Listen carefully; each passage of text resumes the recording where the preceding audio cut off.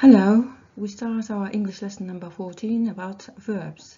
Сәлеметсіңдер ма? Біз ағылшын тілінің 14-сін бастаймыз, етістіктер жайлы. Verbs express action, mental action and state of being. Етістіктер іс-әрекетті білдіреді, ойша іс-әрекетті білдіреді және белгілі бір болу дегенді білдіреді. Infinitive дегеніміз қазақша тұйық райменен сәйкес. Мысалы, жүгіру, секіру, ас пісіру, ойнау, тазалау, оқу, жазу деген осындай жіктелмеген, септелмеген етістіктер. Ағылшынша to run, to jump, to cook, to play, to clean, to read, to write деп айтады. I like to run. Мен жүгіргенді ұнатамын. She wants to read. Ол оқысы келеді. Mental action ойша іс-әрекет. To guess табу, болжау. To like ұнату. To dream армандау. To think ойлау, ойлану. To dwell ойланып толғану, терең ойлану деген сөз. To focus зейін қою. To calculate есептеу. We have to focus when we drive. Біз мысалға машина жүргізгенде зейінді болуымыз керек. State of being. To be болу, to become болу, to seem көріну, секілді болу немесе сияқты болу. To appear пайда болу. To appear бұл да кейде секілді сияқты болу, болып көріну дегенді білдіреді. Мысалы, he used to appear all of a sudden. Ол ғайыптан пайда болатын, ол кенеттен пайда болатын. Verbs plus objects, етістіктер және толықтырғыштар. Етістіктерден кейін көбінесе толықтырғыштар келеді. Verb plus direct object, етістік және тура толықтырғыштар. Verb plus indirect object, етістік және жанама толықтырғыштар. Intransitive verbs деген бар, онда етістіктерден кейін толықтырғыш келмейді. Етістік және тура толықтырғышқа қарайтын болсақ, міне he kissed her hand. Ол оның қолын сүйді. She ate cake. I play the piano. They enjoy music. He watched football. You like cats. You like cats. You love children. Осы мысалдың барлығында етістік және тура толықтырғыш, өзінен кейін тура толықтырғыш келіп тұр. Мына екі мысалда he read the children a story. He read a story десек, ол тура толықтырғыш a story деген. He read the children a story. The children бұнда жанама толықтырғыш. I will bake you all a cake. I will bake a cake десек, ол a cake тура толықтырғыш деп айтамыз. I will bake you all a cake. Осында you all деген жанама толықтырғыш. Жанама толықтырғышты білу үшін questions, сұрақтарды who to немесе who for whom, to whom деп сұрау арқылы білуге болады. Who does he read a story to? Who does he read a story to? Немесе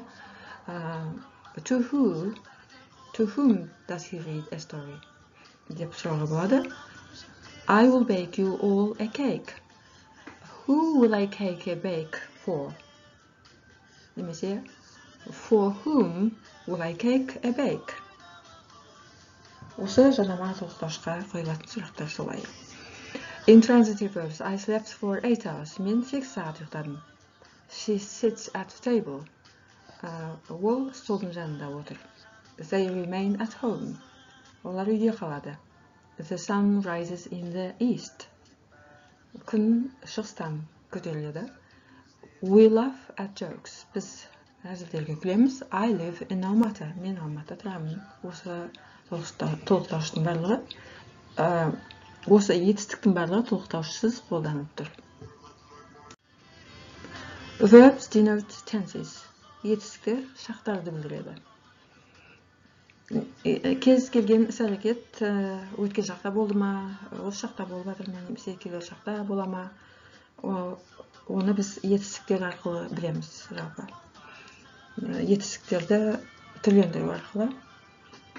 You jump. Jump деген етістіктің өткен шақта айтатын болсақ, you jumped деп айтамыз. You jumped. Сен секірдің деген сөз өткен шақта. You will jump. Келер шақта мынандай will деген көмекші етістік арқылы жасалады. She, he cooked. He, she cooks. Осы шақта he, she will cook. Келер шақта they played, they play, they will play.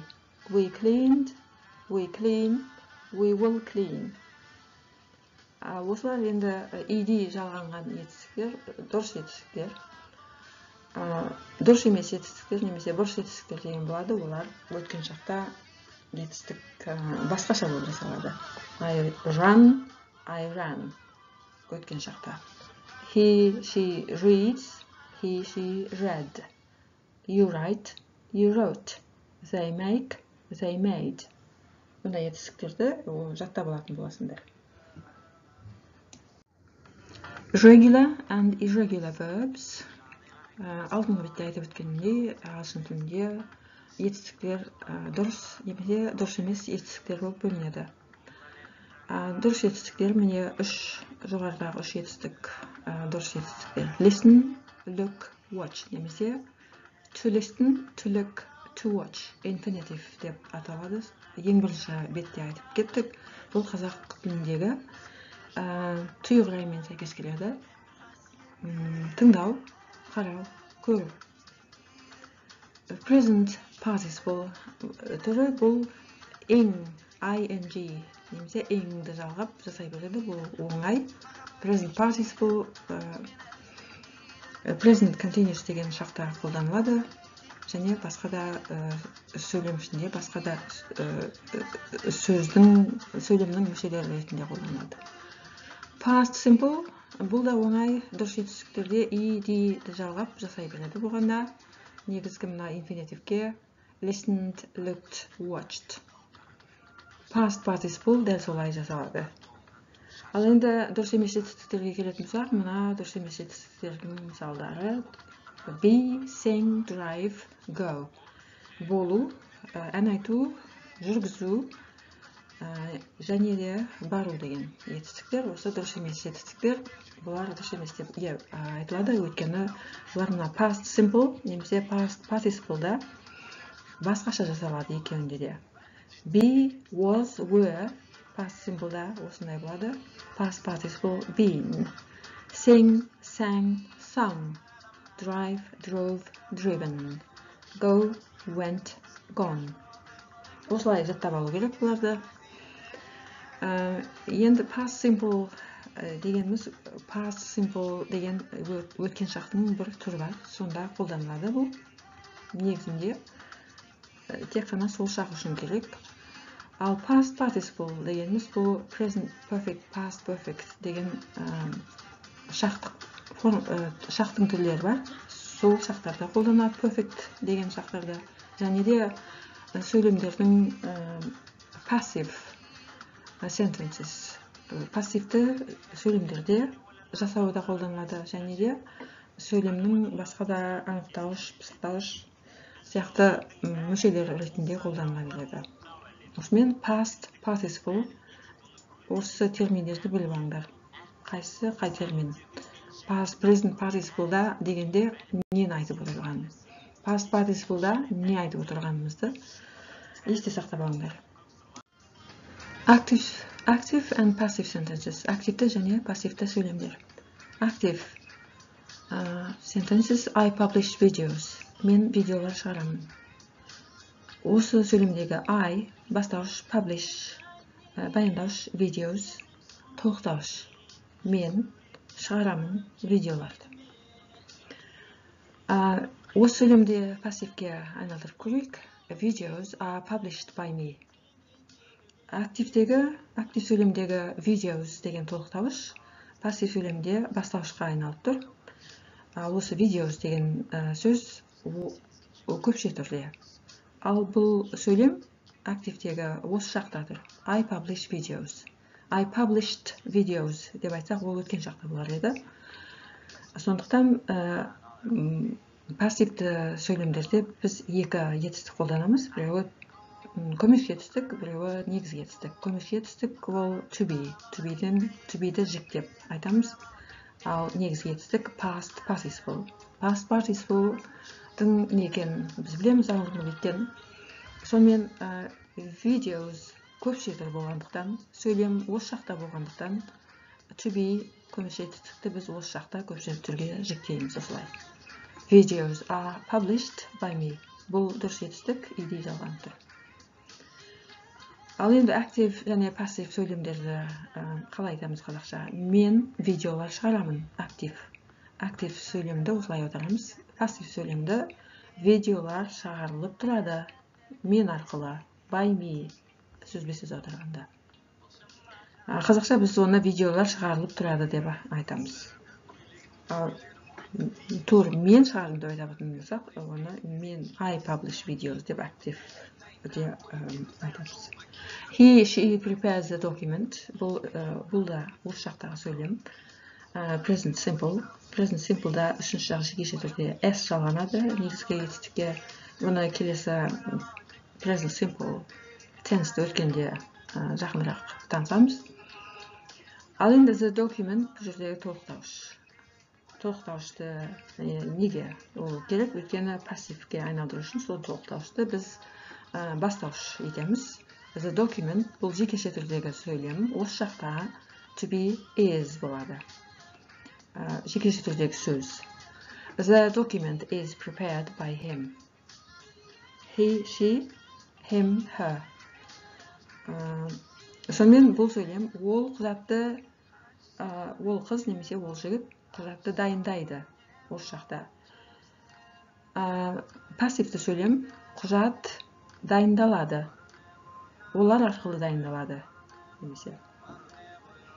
So prepare ол да дұрыс етістік. The teacher gave him books. Мұғалім оған кітаптар берді. Бұл сөйлем өткен шақта. Gave деген, give деген дұрыс емес етістіктің өткен шақ түрі. Give, gave, given. Past participle түрі осы given. Осылай жаттаймыз бұл сөзді де give, gave, given деп. The teacher gave him books деген сөйлемде екі толықтауыш бар. Сондықтан бұл сөйлемді біз екі түрлі пассивті сөйлемге айналдыра аламыз. Бірінші жанама толықтауышты айналдырып көрейік.